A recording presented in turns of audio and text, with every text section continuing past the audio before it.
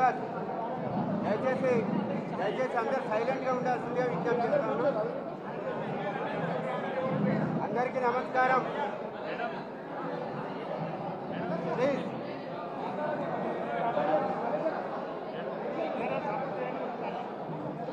నరసింహ ఉంది.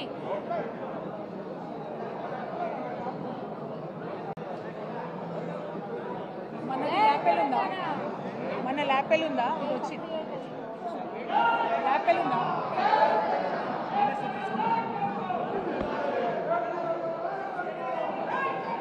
డైరెక్ట్గా మాట్లాడదామా? డైరెక్ట్గా మాట్లాడమేనా? జై తెలంగాణ, జై తెలంగాణ. కేసీఆర్ గారి నాయకత్వం, కల్వకుంట్ల చంద్రశేఖరరావు గారి నాయకత్వం. జై తెలంగాణ. దయచేసి అందరికీ నమస్కారం. కరెంట్ లేదంట. అందరికీ నమస్కారం. దయచేసి 10 నిమిషాలు నిశ్శబ్దంగా బాబు సైలెంట్గా ఉండాలి. 10 నిమిషాలు అందరు కూడా. మొదలే కరెంటు లేదు తమ్ముడు,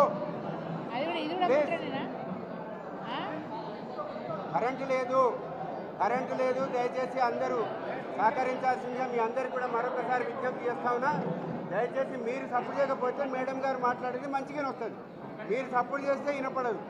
అందుకని మీరు కొద్దిగా సైలెంట్గా ఉండి సహకరించాల్సిందిగా విజ్ఞప్తి చేస్తా ఉన్నా. ఇప్పుడు పెద్దలు గౌరవనీయులు శాసన మండలి సభ్యులు శ్రీమతి కల్వకుంట్ల కవిత గారు మీడియా సమావేశంలో మాట్లాడతారు. దయచేసి మీ అందరికీ కూడా మరొకసారి విజ్ఞప్తి చేస్తా ఉన్నా. మీడియా సమావేశం అయిపోయేంత వరకు మీరందరూ సహకరించవలసిందిగా, నిశ్శబ్దంగా ఉండవలసిందిగా, మీ ఫోన్లు సైలెన్స్లో పెట్టుకోమని, సైలెంట్ చేసుకోమని, లేకపోతే స్విచ్ ఆఫ్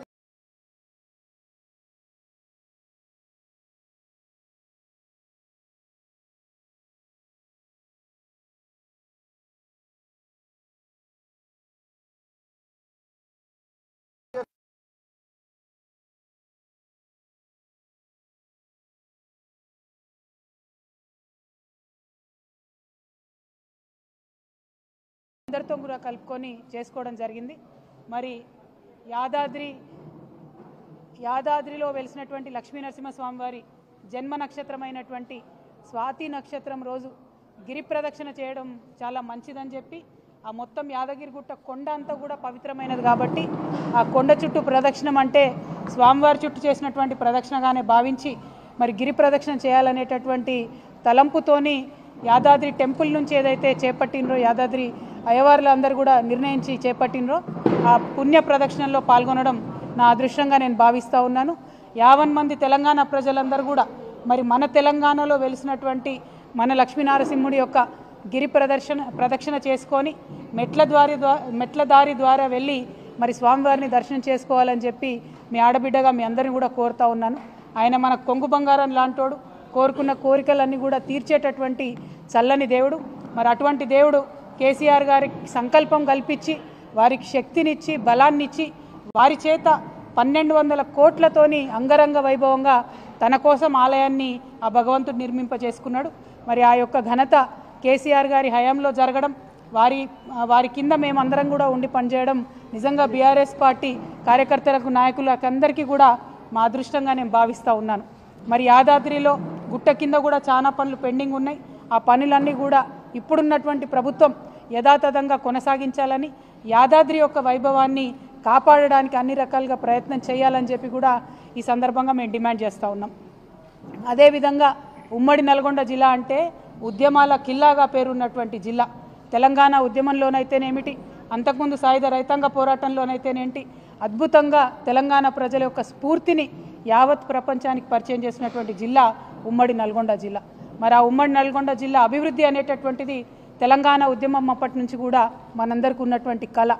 ఆ కళను సాకారం చేసుకోవడానికి 2014లో కేసీఆర్ గారి నాయకత్వంలో తెలంగాణ రాష్ట్రం ఏర్పడ్డ తర్వాత నల్గొండ ప్రజలు దీవించి ఆశీర్వదిస్తే బీఆర్ఎస్ పార్టీ గవర్నమెంట్ వచ్చిన తర్వాత నల్గొండ ప్రజలు చల్లగా ఉండాలి, నల్గొండ బిడ్డలందరికీ ఇంటింటికి మంచినీరు అందాలి, ఫ్లోరైడ్తోని కాళ్ళు చేతులు వంకరపోయినటువంటి నా నల్లగొండ బిడ్డలందరూ కూడా మంచి నీళ్లు తాగాలనేటటువంటి మంచి సంకల్పంతో మరి కేసీఆర్ గారు పెద్ద ఎత్తున మిషన్ భగీరథ కార్యక్రమాన్ని చేపట్టి నల్గొండలో ఇంటింటికి నీరిచ్చినటువంటి సంగతి మీ అందరికి కూడా తెలిసిందే.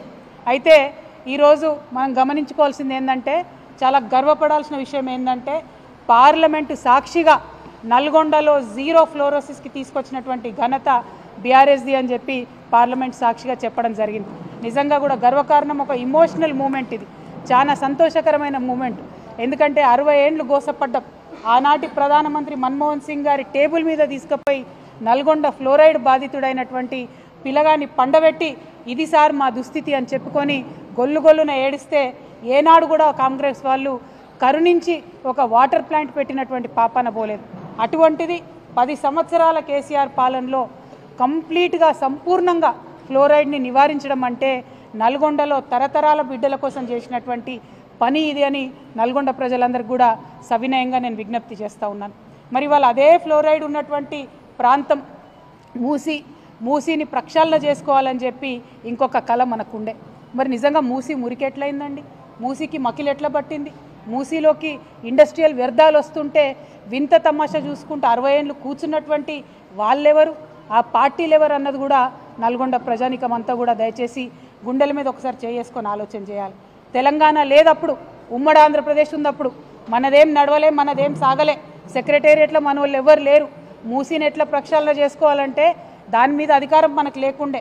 ఉద్యమం కోసం పిడికిలెత్తి పోరాటం చేసినన్ని రోజులు కూడా మనం అనుకున్నాం, ఏంది మూసీని మంచిగా చేసుకుంటాం, మూసీని గోదావరిని అనుసంధానం చేసుకుంటాం, మూసీలో గోదావరి నీళ్లు పంపు చేసి కంప్లీట్గా మూసీ పరివాహక ప్రాంతం అంతా కూడా బంగారు పంటలు పండేలాగా చేసుకుంటాం అనుకున్నాం. ఫ్లోరైడ్తోని భూమి కూడా మొత్తం సారం కోల్పోయింది. భూమిలో పండేటటువంటి పంటలు కూడా విషతుల్యమైనాయంటే కేసీఆర్ గారు కన్నకల, ఎంతోమంది తెలంగాణ వీరులు కన్నకల ఏంటంటే మూసీ నదిని ప్రక్షాళన చేసుకుంటామని అనుకున్నాం. మనం దానికోసం ప్రాజెక్టులు పెట్టుకున్నాం, దానికోసం ఒక 31 STPలు కట్టినాం. అంటే వచ్చే నీళ్లను శుద్ధి చేసేటటువంటి 31 కేంద్రాలను కేసీఆర్ గారి హయాంలోనే ట్రీట్మెంట్ ప్లాంట్ని నిర్మాణం చేయడం జరిగింది. ఆ తర్వాత మూసీని గోదావరిని కలపాలి. మూసీని గోదావరిని కలపడానికి మనకు కొండపోచమ్మ నుంచి అయితే దగ్గర అవుతుంది. దానికోసం ఒక 1600-1700 కోట్ల రూపాయలు అయితే సరిపోతుందని చెప్పి మనం ప్రాజెక్టులు పెట్టుకోవడం జరిగింది. అంటే మూసీలో 2 ఉన్నాయి అంశాలు. ఒకటి మూసీ ప్రక్షాళన, ఇంకొకటి మూసీ పునరుజ్జీవనం. ఈ 2 కూడా కేసీఆర్ గారి హయాంలో అత్యంత తక్కువ ఖర్చుతోని శాశ్వతంగా పరిష్కారం అయ్యేటటువంటి విధంగా మనం ఆల్రెడీ ప్రణాళికలు చేసి పెట్టినాం. అందులో 31 STPలు కూడా ఇలా పనిచేస్తున్న విషయం ఇప్పుడున్నటువంటి కాంగ్రెస్ పెద్దలకు కూడా తెలుసు. వాళ్ళ అధికారంలోకి వచ్చినాక ఏం చేసిండ్రు? కేసీఆర్ గారు పెట్టిన ఆ 3 STPలనే ఇప్పుడు మళ్ళీ వాళ్ళు ప్రారంభించి కొత్తగా ఏదో సాధించినట్టు జబ్బలు జరుచుకుంటున్నటువంటి పరిస్థితి మనకు కనబడతా ఉన్నది. ఇవాళ నల్గొండ జిల్లా ప్రజలకు, ఉమ్మడి నల్గొండ జిల్లా ప్రజలకు, అట్లానే తెలంగాణ ప్రజలకు నేను చెప్పేది ఏంటంటే, మూసీ ప్రక్షాళన కావచ్చు, మూసీ పునరుజ్జీవనం కావచ్చు, 2 కూడా కేసీఆర్ గారి మదిలోని ఆలోచనలే. దానికి ప్రణాళికలు కూడా సిద్ధమైనాయి. కానీ ఇవాళ కాంగ్రెస్ ఏంటిది, మూసీ అంటే దాన్ని ఒక ATM లాగా తయారు చేసుకోవాలి. మూసీ గోదావరికి 1700 కోట్లతోని కొండపోచమ్మ సాగర్ నుంచి దగ్గర దారి లింకేజ్ ఉండంగా 7500 కోట్లు పెట్టి కాంట్రాక్టర్ల కోసం మల్లన్న సాగర్ నుంచి తీసుకొచ్చేటటువంటి సరికొత్త ప్రణాళికను ఇప్పుడు తెర మీదకి తీసుకొస్తూ ఉన్నారు. మరి 7500 కోట్ల ప్రజాధనం దుర్వినియోగం చేయడానికైనా ఈ నల్గొండ జిల్లా బిడ్డ ఉత్తమ్ కుమార్ రెడ్డి గారు ఇరిగేషన్ మంత్రిగా ఉన్నారని చెప్పి నేను ఇవాళ ప్రశ్న వేస్తూ ఉన్నా. దీనికి ఉత్తమ్ కుమార్ రెడ్డి గారు సమాధానం చెప్పాలి. అంతకుముందున్న ప్రాజెక్టుల ప్రాబ్లం ఏంది? 1700 కోట్లతోని కొండపోచమ్మ సాగరు మూసి అనుసంధానం చేసేటటువంటి ఆస్కారం ఉన్నప్పుడు కొత్త ప్రాజెక్టు 7500 కోట్లతోని ప్రజాధనం దుర్వినియోగం చేయాల్సిన అవసరం ఏముందని మేము ప్రశ్నిస్తూ ఉన్నాం. అదేవిధంగా మరి మూసీ ప్రక్షాళన అంటే ఏంటిది? మూసీలో ఉన్న మురికి నీళ్లు ప్రక్షాళన చేయాలి. కానీ కాంగ్రెస్ పార్టీ వారి దృష్టిలో మూసీ పరివాహక ప్రాంతంలో ఉన్న పేద ప్రజల ఇండ్లను ప్రక్షాళన చేసే కార్యక్రమం వాళ్ళు మొదలుపెట్టింది. ఆ పేద ప్రజల ఇంటి మీద పడి బుల్డోజర్లతో కొడుతున్నటువంటి పరిస్థితి. మరి ఆనాడే మేము ఆలోచన చేసినాం, మూసీ రివర్ డెవలప్మెంట్ కోసం ఒక బోర్డు పెట్టినాం. దానికి సుధీర్ రెడ్డి గారు చైర్మన్గా కూడా ఉన్నారు. నాకు తెలిసి 20,000 కోట్ల లోపలనే దానికోసం ప్రణాళికలు కూడా సిద్ధం చేసి మొత్తం కూడా ప్రక్షాళన చేయాలనుకున్నాం. కానీ ఇవాళ ముఖ్యమంత్రి గారు ఏమంటారు? ఒకసారి 50,000 కోట్లు అంటాడు, ఒకసారి 1,00,000 కోట్లు అంటాడు, ఒకసారి 1,50,000 కోట్లు అంటాడు. మరి ఎందుకోసం అన్ని కోట్లు? అందులో రియల్ ఎస్టేట్ ప్రాజెక్ట్ ఏందో, దానికి వరల్డ్ బ్యాంక్ నుంచి రుణాలు ఎందుకో ఇవాళ ఒక్కసారి నల్గొండ జిల్లా ప్రజలు దయచేసి ఆలోచన చేయాలి. మూసీ పేరుతోని మన రాష్ట్రాన్ని మళ్ళా ATMగా మార్చి మూసీలో వచ్చినటువంటి మనీని ఢిల్లీకి పంపే ఆలోచన తప్పితే ఇంకోటి ముఖ్యమంత్రి గారికి లేదు. దీన్ని నల్గొండ జిల్లా ప్రజలు దయచేసి అర్థం చేసుకోవాలని కోరుతా ఉన్నాను. మూసీ పేరుతో ఇక్కడ వచ్చి ప్రారంభోత్సవం చేస్తామని చెప్పి అడ్డగోలు మాటలు ముఖ్యమంత్రి గారు మాట్లాడారు. వారు మాట్లాడిన మాటలు నల్గొండ జిల్లా ప్రజలందరూ కూడా విన్నారు. మరి వారి భాషలోనే వారికి ఖచ్చితంగా ఇవాళ మాటల పరంగా బీఆర్ఎస్ పార్టీ జవాబు చెప్తుంది. చెప్పకుండా ఏం ఊరుకోం. మీలాగా ఇద్దరు ముగ్గురు రౌడీ ముక్కలు నేసుకొని ఆఫీసుల మీద దాడి చేసేటటువంటి దరిద్రపు సంస్కృతి మాది కాదు. మాది మాటలతోని, విఘ్నతతోని, సిన్సియారిటీతోని, ప్రజల దగ్గర పనిచేసే కమిట్మెంట్తోని ప్రజల మనసులు గెలుచుకునేటటువంటి పాలసీ ఫిలాసఫీ బీఆర్ఎస్ పార్టీది. మీరేదో దాడి చేస్తాం, ఆఫీసుల మీదకి వస్తాం, ఇండ్ల మీదకి వస్తామంటే భయపడేటోళ్ళు ఎవరు లేదు. మాది 60 లక్షల సైన్యం ఉన్నటువంటి బీఆర్ఎస్ పార్టీ కుటుంబం మాది. మా 60 లక్షల మంది తలుసుకుంటే మీరు ఒక్క అడుగు కూడా తెలంగాణలో కదిలేటటువంటి పరిస్థితి ఉండదు. ఖబర్దార్ కాంగ్రెస్ నాయకులారా, మళ్ళొక్కసారి ఎక్కడ బీఆర్ఎస్ పార్టీ ఆఫీస్ వైపు కన్నెత్తి చూసినా కూడా బీఆర్ఎస్ పార్టీ సైనికులు ఎవరు కూడా ఊరుకోరని చెప్పి ఈ సందర్భంగా మీకు తెలియజేస్తూ ఉన్నాను. మరి మన నల్గొండ జిల్లా ప్రజలందరికీ తెలిసిందే, ఆనాడు ఉద్యమంలో అంతకన్నా ముందు కూడా మనం అనుకున్నాం నల్గొండ కేంద్రంగా పాలన జరిగితే మరి దూర ప్రాంతాల నుంచి నల్గొండకి కలెక్టర్ దగ్గరికి వస్తే 2-3 రోజులు నల్గొండ పట్టణంలో ఉండి పని చేసుకొని పోవాల్సినటువంటి పరిస్థితి ఉండే. కానీ దాన్ని నిర్మూలించాలని, ప్రజల వద్దకే పాలన వెళ్ళాలని చెప్పి నల్గొండ నుంచి మళ్ళీ కొత్తగా జిల్లాలను ఏర్పాటు చేసుకున్నాం. జిల్లాల ఏర్పాటుతో ఊరుకోలేదు. ఏర్పాటు చేసిన జిల్లాలలో 3 ప్రభుత్వ మెడికల్ కళాశాలలు మనం తీసుకొచ్చినాం. ఇవాళ ఇక్కడ కోమటిరెడ్డి గారు ఉన్నారు మంత్రిగా, ఉత్తమ్ కుమార్ రెడ్డి గారు ఉన్నారు. వారిద్దరు నేను ప్రశ్నిస్తూ ఉన్నా, 60 ఏండ్ల మీ పాలనలో కనీసం ఒక్కటంటే ఒక మెడికల్ కాలేజు మీరు తీసుకురాగలిగినరా? నల్గొండ జిల్లా ప్రజల దగ్గరికి పరిపాలన తీసుకురావాలనేటటువంటి సోయి మీకున్నదా? ఆనాడు కేసీఆర్ గారు కలెక్టరేట్ ఓపెనింగ్కి పిలిస్తే కోమటిరెడ్డి గారు కూడా వచ్చి కేసీఆర్ గారి పక్కన కూర్చొని మరి ఇంత అద్భుతమైన కలెక్టరేట్ కట్టిండ్రు, ఇసోంటి కలెక్టరేట్లు వేరే రాష్ట్రాలలో సెక్రటేరియట్ల కన్నా పెద్దగా ఉన్నాయని చెప్పి పొగిడినటువంటి వ్యక్తి కోమటిరెడ్డి వెంకటరెడ్డి గారు. మరి ఇవాళ వారు ఏం మాట్లాడుతున్నారో దయచేసి నల్గొండ జిల్లా ప్రజలు, తెలంగాణ ప్రజలు గమనించాలి. ఓడ దాటే వరకు ఒక రకంగా, ఏదో ఒడ్డు దాటినాక ఇంకొక రకంగా అన్నట్టు కాంగ్రెస్ పార్టీ వాళ్ళు మాట్లాడుతూ ఉన్నారు. దీన్ని, ఈ వైఖరిని ప్రజలు అర్థం చేసుకోవాలని చెప్పి నేను కోరుతా ఉన్నాను.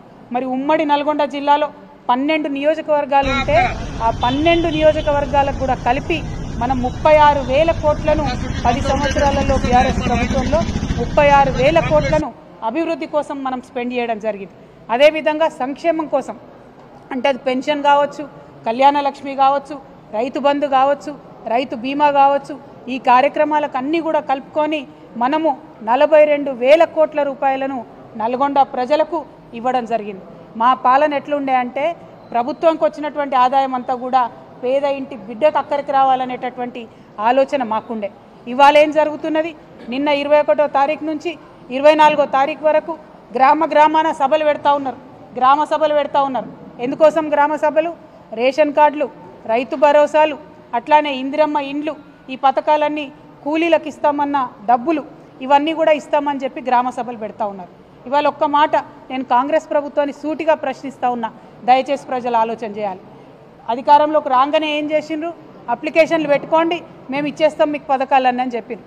అంటే ఒకసారి అప్లికేషన్ పెడితే మళ్ళీ ఎంపీ ఎలక్షన్ల ముందు మళ్ళీ ఏమన్నారు? లేదు అభయహస్తం అప్లికేషన్లు పెట్టండి అన్నారు. మళ్ళీ ఒకసారి లైన్లలో నిలబడి అప్లికేషన్లు పెట్టాం. ఎంపీ ఎలక్షన్లు అయిపోయాక ఏమన్నారు? మేము కులగణన చేస్తున్నాం, మీ దగ్గరికి వచ్చే మేము తెలుసుకుంటాం విషయాలు అన్నారు. మూడోసారి కూడా కులగణన పేరు మీద ఇంకో 3 నెలలు టైంపాస్ చేసిండ్రు. మరి 3 సార్ల ప్రజలు ఇచ్చినటువంటి అప్లికేషన్లు మీ దగ్గర ఉండంగా, ఆల్రెడీ మీ సేవలో పెండింగ్ ఉన్న లక్షలాది అప్లికేషన్లు ఉండంగా మళ్ళా గ్రామ సభలు పెట్టి కొత్తగా మీరు ఏం సాధిస్తూ ఉన్నారు? ఓకే, గ్రామ సభలు పెడతా ఉన్నారు. పెట్టినప్పుడు ముందే కోతలు పెట్టినటువంటి లిస్టు గ్రామాలకు ఎట్లొస్తున్నది? మీరు గ్రామంలోంచి తీసుకొని లిస్టుని పైకి పంపుతారా, లేకపోతే పైన ఏసీ ఆఫీసులల్లో కంప్యూటర్ ముంగట తయారు చేసిన లిస్టును గ్రామాలకు పంపుతున్నారా అన్నది ప్రజలకు స్పష్టత ఇవ్వాలి. ఎందుకోసం ఈ మాట చెప్తా ఉన్నా అంటే, ఇవాళ మన రాష్ట్రం మొత్తం చూసుకుంటే 50 లక్షల జాబ్ కార్డులు ఉన్నాయి. అంటే దాదాపు 1 కోటి మందికి పైగా కూలీలు ఉంటారు, ఎన్ఆర్ఈజీఎస్ కూలీకి పనికి పోయే వాళ్ళు ఉంటారు. ఇవాళ 1 కోటి మందిలో ఇప్పుడున్న ప్రభుత్వం సెక్రటేరియట్లో కూర్చొని కోతలు పెడితే 10 లక్షల మందికి కూడా సంవత్సరానికి 12,000 ఇచ్చేటటువంటి పరిస్థితి కనబడతలేదు. అంటే ప్రతి ఒక్కటి కోతలు పెట్టి ఏదో తూతూ మంత్రంగా మీద ఇచ్చినామా అంటే ఇచ్చినట్టు చేస్తున్నారు. దీనికి బెస్ట్ ఎగ్జాంపుల్ నల్గొండ జిల్లా ప్రజలకు అర్థమవుతుంది. మనకు తెలంగాణలో ఉన్నప్పుడు గత 10 ఏళ్లలో మొత్తం తెలంగాణ రాష్ట్రంలో నల్గొండ జిల్లాలో అత్యధికంగా వరి పంట వండింది, అత్యధికంగా మనం ఇక్కడ పంటలు కొనుగోలు చేయడం జరిగింది. మరి పోయినసారి దేశంలో అత్యధికంగా మన దగ్గర పంట వండింది, మనం కొనుగోలు చేసినాం, చివరి గింజ వరకు కొనుగోలు చేసినాం. మరి పోయినసారి కాంగ్రెస్ ప్రభుత్వం ఎంత కొనుగోలు చేసింది? కనీసం అందులో 10% అన్న కొనుగోలు చేసిందా? ఒక్కసారి నల్గొండ జిల్లా ప్రజలు ఆలోచించాలి. ఇక మన ఉత్తమ్ కుమార్ రెడ్డి అన్న మాట్లాడతాడు, సంక్రాంతికి సన్నబియ్యం ఇస్తాం, సంక్రాంతికి రేషన్ కార్డులు ఇస్తాం, సంక్రాంతి పోయింది, సన్నబియ్యం సంగతి దేవుడికి, రేషన్ కార్డులు మళ్ళీ గ్రామ సభలు అంటుండ్రు. అందులో కూడా అప్లై చేసుకున్న వాళ్ళు చాలా మంది ఉన్నారు, 10% మంది కూడా వీళ్ళకి ఇచ్చే ఆలోచన లేదు. ఇవాళ నల్గొండ జిల్లా ప్రజల్ని మేము రిక్వెస్ట్ చేసేది ఒకటే, మీరు గ్రామ సభలు అటెండ్ అవుతుంటే కంపల్సరీ అధికారుల దగ్గర ఖచ్చితంగా మీ డేటా అంతా నోటీస్ చేసుకోండి. గ్రామ సభలు అయిపోయిన తర్వాత 26వ తారీఖు నాడు వాళ్ళు చెప్పినట్టు మనకు రైతు భరోసా, ఇందిరమ్మ ఆత్మీయ కూలీ పథకం కింద రావాల్సినటువంటి డబ్బులు, రేషన్ కార్డులు, ఇందిరమ్మ ఇల్లు ఇవన్నీ సరిగ్గా వచ్చినాయా? సరే రాకపోతే ఎక్కడికక్కడ గ్రామాలలో కాంగ్రెస్ పార్టీ నాయకుల్ని, కార్యకర్తల్ని నిలదీయవలసిందిగా నల్గొండ జిల్లా ప్రజలకు మేము పిలుపునిస్తూ ఉన్నాం. అదేవిధంగా మరి నల్గొండ జిల్లా అంటేనే ఒకప్పుడు నీళ్ల కోసం కటకళ్ళలాడినటువంటి జిల్లా. అందుకనే కేసీఆర్ గారు బాగా ప్రేమతోని ఎస్ఎల్బీసీ అయితే ఏంటిది, మన దగ్గర ఇక్కడ బస్వాపూర్ అయితేనేమిటి, గంధమల్ల అయితేనేమిటి, అన్నిటి మీద కూడా ప్రత్యేక శ్రద్ధ పెట్టి మరి ఆనాడు ప్లాన్ చేసుకోవడం జరిగింది. చాలా పనులు ముందుకు పోయినాయి, ఇంకా కొన్ని కొనసాగుతూ ఉన్నాయి. వీటన్నిటిని కూడా ఎటువంటి పక్షపాతం లేకుండా నీటి ప్రాజెక్టులన్నీ కూడా త్వరితగతిన పూర్తి చేయాలని చెప్పి ఉత్తమ్ కుమార్ రెడ్డి గారిని మేము డిమాండ్ చేస్తూ ఉన్నాం. అదేవిధంగా రాష్ట్ర ముఖ్యమంత్రి గారిని మేము సూటిగా నల్గొండ గడ్డ నుండి ప్రశ్నిస్తూ ఉన్నాం. నల్గొండలో నాగార్జున సాగర్ ఉంటే మరి నాగార్జున సాగర్ 10 ఏళ్ళు కేసీఆర్ గారి దగ్గర ఉన్నప్పుడు left canal, right canal, head regulator అన్నీ కూడా తెలంగాణ ప్రభుత్వమే మేనేజ్ చేసింది. అందుకోసమే ఎటువంటి ఇబ్బంది లేకుండా నాగార్జున సాగర్లో ఎడమ కాలువ నుండి నల్గొండ రైతాంగానికి అంతటికి కూడా మంచిగా 10 ఏళ్ళు నీళ్ళు వచ్చినాయి. ఇవాళ మీరు గత సంవత్సరం నుంచి మీ చేతిలో ప్రాజెక్టు లేదు, కేంద్ర బలగాల కంట్రోల్లోకి వెళ్ళిపోయింది ప్రాజెక్టు. ఇవాళ మన తెలంగాణ ఇంజనీర్లు మరి కుడి కాలువ నుండి ఎన్ని నీళ్లు పోతున్నాయి కొలుద్దామని ఆ పక్కకు పోవాలంటే పోయే పరిస్థితి లేదు. రానిస్తలేరు ఆంధ్రోళ్ళు, మన అధికారులనే పోతే కొట్టి కేసులు పెట్టేటటువంటి పరిస్థితి ఉన్నది. మరి ఇక్కడ ఇరిగేషన్ శాఖ మంత్రి ఇదే జిల్లా బిడ్డగా ఉండి నాగార్జున సాగర్లో అన్యాయం జరుగుతుంటే ఎట్లా చూస్తూ కూర్చుంటారని చెప్పి మేము ముఖ్యమంత్రి గారిని అడుగుతా ఉన్నాం, ఇరిగేషన్ శాఖ మంత్రి గారిని కూడా అడుగుతా ఉన్నాం. ఇంకా ఎంత దారుణంగా ఉంటుందంటే కాంగ్రెస్ పార్టీ యొక్క వైఖరి, ఈ యాసంగిలో మన నల్గొండ జిల్లాలో ఏదైతే కాళేశ్వరం నుంచి, ఎస్ఆర్ఎస్పి నుంచి, కాకతీయ కెనాల్ నుండి రావాల్సినటువంటి నీటిని ఇవ్వకుండా ఎందుకోసం ఇవ్వలే నీళ్లు? కేసీఆర్ కాళేశ్వరం కట్టిండ్రు, అది పని చేస్తలేదని చెప్పాలనేటటువంటి ఒక కక్షతో తప్ప ఇంకొకటి ఏం లేదు. కేవలం కేసీఆర్ ఆనవాళ్ళు లేకుండా చేయాలి. కేసీఆర్ అంటే కాళేశ్వరం గుర్తు రావద్దు, కేసీఆర్ అంటే యాదాద్రి గుర్తు రావద్దు, కేసీఆర్ అంటే థర్మల్ పవర్ ప్లాంట్ మనం ఇక్కడ పెట్టినటువంటిది గుర్తుకు రావద్దు. ఇదే ఆలోచనతో మీరు నీళ్ళు ఆపినరు. ఇక్కడ కాళేశ్వరం కింద 3,30,000 ఎకరాల నిండబెట్టినరు. నాగార్జున సాగర్ కింద 1,20,000 పైచిలకు ఎకరాలు నిండబెట్టినరు. నిజంగా సిగ్గుండాలి, రైతుల మీద పగ తీర్చుకుంటున్నారు మీరు. కేసీఆర్ గారిని ఏమి చేయలేక, బీఆర్ఎస్ పార్టీని రాజకీయంగా ఎదుర్కోలేక నల్గొండ రైతాంగం మీద కోపం చూపిస్తున్నటువంటి కాంగ్రెస్ పార్టీ వైఖరిని ఖండిస్తూ ఉన్నాం. ఈసారి అట్లా చేయొద్దు. కాళేశ్వరం నుంచి వాటర్ లిఫ్ట్ చేయాలి, ఎస్ఆర్ఎస్పి నుండి కాకతీయ కెనాల్ నుండి టేల్ ఎండ్ వరకు వచ్చేటటువంటి వాటర్ ఖచ్చితంగా ఇవ్వాలని చెప్పి మేము డిమాండ్ చేస్తూ ఉన్నాం. తక్షణమే నాగార్జున సాగర్ ప్రాజెక్ట్ని మన కంట్రోల్లోకి తీసుకోవాలి. లెఫ్ట్ కాలువ నుండి వచ్చేటటువంటి నీటిని కూడా మన జిల్లాకు వచ్చేలాగా ప్రయత్నం చేయాలని కూడా ఉత్తమ్ కుమార్ రెడ్డి గారిని మేము డిమాండ్ చేస్తూ ఉన్నాం. మరి కేసీఆర్ అంటేనే కాలువలు, చెరువులు, రిజర్వాయర్లని ఒకప్పుడు చెప్పుకున్నాం మనం. అట్లా కాంగ్రెస్ పార్టీ వారి వేగాన్ని అందుకోలేక, నీటి మీద అధ్యయనం చేయలేక, కృష్ణానదిలో కూడా మన వాటాను కాపాడలేనటువంటి పరిస్థితి అలా ఉన్నది. కాబట్టి నల్గొండలో ఉన్నటువంటి మేధావులకు, విద్యార్థులకు, రైతన్నలకు నేను విజ్ఞప్తి చేస్తూ ఉన్నాను, కృష్ణా ట్రిబ్యునల్లో వాదనలు సరిగ్గా కాంగ్రెస్ పార్టీ వినిపించలేకపోతా ఉంది. మీరందరూ కూడా ఒత్తిడి పెంచాలి, ఉత్తమ్ కుమార్ రెడ్డి గారిని వాదనలు సరిగ్గా వినిపించాలని చెప్పి ప్రభుత్వం మీద ఒత్తిడి పెంచాలి. ఎట్ ద సేమ్ టైం మన హక్కుగా మనకు రావాల్సినటువంటి రేషన్ కార్డులు కావచ్చు, వాళ్ళు వాగ్దానాలు ఇచ్చినటువంటి ఏ పథకాలైనా వాటి అమలు కోసం ప్రయత్నం చేయాలి. ఇక చివరిగా మా నల్గొండ ఆడబిడ్డలకు నేను విజ్ఞప్తి చేస్తూ ఉన్నాను, మనకు ఈ కాంగ్రెస్ ప్రభుత్వం వచ్చినప్పటి నుంచి ఆడబిడ్డలకు ఇచ్చిన ఏ ఒక్క వాగ్దానాన్ని కూడా పూర్తి చేయలేదు. అది పెన్షన్ పెంచుతామన్నారు, పెంచలేదు. ఇప్పటికి కూడా గదే కేసీఆర్ పెన్షన్ పాత పైసలే 2000 నెలకు వస్తున్నాయి తప్పితే తాత అవ్వలకు కొత్తగా పైసలు వస్తలేవు. మాకు బీడీ కార్మికులు ఉంటే వాళ్ళకు పైసలు వస్తలేవు. 18 ఏళ్ళు దాటినటువంటి విద్యార్థులు ఉంటే స్కూటీలు ఇస్తామన్నారు, అవి వస్తలేవు. మా ఆడబిడ్డలకు 2500 రూపాయలు ఇస్తామన్నారు నెలకు, అవి వస్తలేవు. మరి ఈ విషయంలో ఆడబిడ్డలందరూ కూడా ఆలోచన చేయాలి. పెద్ద ఎత్తున దీని మీద ఉద్యమం చేయాలని చెప్పి నేను మా ఆడబిడ్డలందరినీ కూడా రిక్వెస్ట్ చేస్తూ ఉన్నాను. మరి పథకాలు వాళ్ళు ఇచ్చినామని చెప్పేటటువంటి కూడా అక్క చెప్తున్నట్టుగా గ్యాస్ పథకం కావచ్చు, విద్యుత్కి సంబంధించినటువంటి సబ్సిడీ కావచ్చు, ఏవైనా కూడా అరకొరగానే అందుతున్నాయి తప్పితే కడుపు నిండా అందుతలేవు. కడుపు నిండా అన్నం పెట్టాలి, కడుపు నిండా ప్రజలకు సంక్షేమ పథకాలు ఇవ్వాలన్నది కేసీఆర్ గారి ఆలోచన అయితే కోతలు ఎట్లా పెట్టాలనేటటువంటిది కాంగ్రెస్ పార్టీ ఆలోచనగా కొనసాగుతున్నది.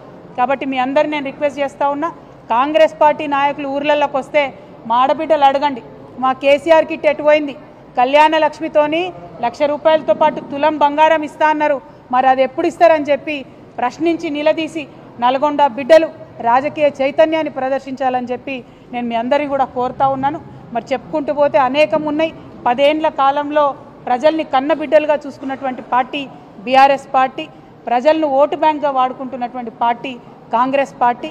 కాబట్టి కాంగ్రెస్ పార్టీ యొక్క వైఖరిని అర్థం చేసుకొని మనకు రావాల్సినటువంటి పనులన్నీ కూడా రాబట్టుకోండి. ఒక బాధ్యత గల ప్రతిపక్షంగా మీ అందరితో పాటు కూడా కలిసి మేము నడుస్తామని మీకు తెలియజేస్తూ మీ అందరి దగ్గర సెలవు తీసుకుంటా ఉన్నాను.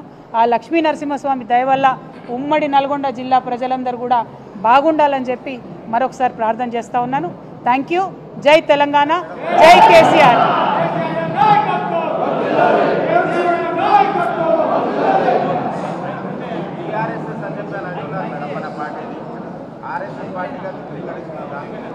देखिए, आज दुनिया भर में मशहूर है, कांग्रेस और बीजेपी दोनों भी एक है.